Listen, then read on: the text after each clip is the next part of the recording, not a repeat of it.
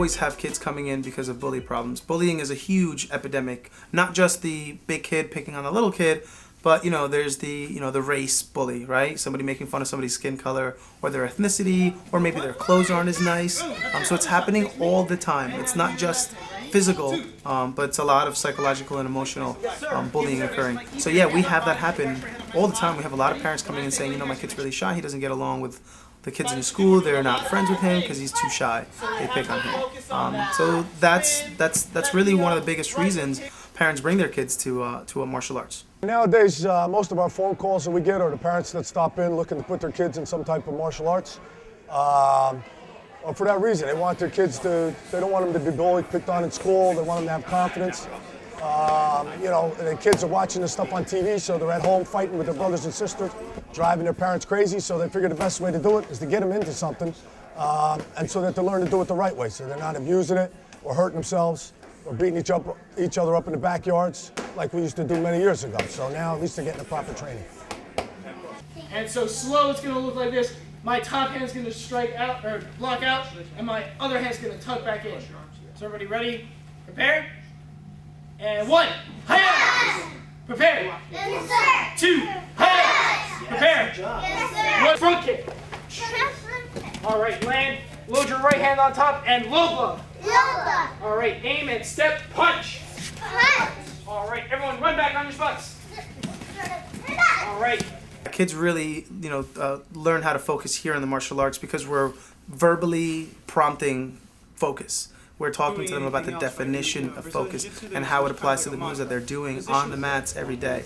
And then we tell them, when you're focusing on the instructor as he's speaking and giving instructions, you should do the same thing at school with your teachers. And so it helps bridge what they're learning here on the mats with what they're doing in school and at home and just really anywhere else. We have parents come in all the time. Can't thank us enough for what we've done for their kids, just in confidence-wise, for helping them out in school, giving them the ability to have confidence when they walk around. They're not shy, they're not timid anymore. So it's always nice to hear that. Parents do definitely come in and thank us for several things. Bullying being one of the issues that they're concerned with. I love to hear success stories. Parents always come in and say, hey, you know what, Mr. Lee, Michael is doing much better with his grades because his focus has improved. Or Michael's doing much better socializing with his friends because he has just gained so much confidence from the martial arts. Yeah, we definitely hear a lot of, a lot of praise for the program and the instructors. Let's say if I was bullying Allie, okay, and you guys are standing around watching, all right, we should speak up. We should say something. Look at your bully in the eye, and you say, so what?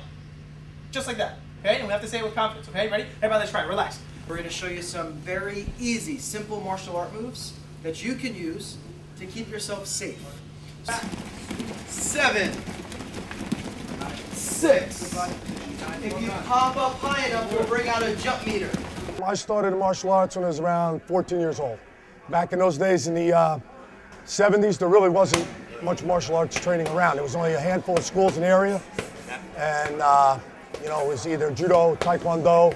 I originally started out with kung fu, private lessons, Wing Chun Kung Fu, and then from there branched off into all the different arts as my instructors moved away. As a child, I started training in martial arts when I was 5 years old. My uncle was a martial artist, and he would just get some of the kids in the neighborhood, and we would all get together in, like one kid's driveway, and we would just learn some moves outside and, train for a couple of hours like on a Saturday afternoon, and that's how my training began. After that, I started training at a formal school when I was 7, and that's when I really started doing, traditional Taekwondo, and I've been training with that instructor, my instructor, Senior Master Ramundi, for the past 21 years. Sir, each day I will live by honoring my parents and instructors, practicing to the best of my abilities, by having courtesy and respect for everyone sir. Tip. PA. ATA. ATA. All right, everyone turn and face your parents. And Chaya. I have had students who were getting in trouble in school. I have had students who were getting in trouble at home, not listening to mom or dad, or not listening to mom. A lot of single parents have come to our Taekwondo school saying, my kid doesn't have a positive male role model. All he sees are the guys on the block. and the rappers on TV, and to your and head. So they're I'm afraid throwing that them their over here. child is going to And be, from here, I'm gonna you let know, it is going to go. turn into just one of these bad I'm gonna seeds. push up And just they to come make to enough us because space. someone has told them, Here, you know what, bring we'll them switch. to ATA, bring them to, you know, Master Ramundi, my instructor, or Mr. Lee, or any of the other instructors. You know, that's someone that they can look up to, someone that can tell them, you know, what to do, right from wrong, and someone that they'll listen to.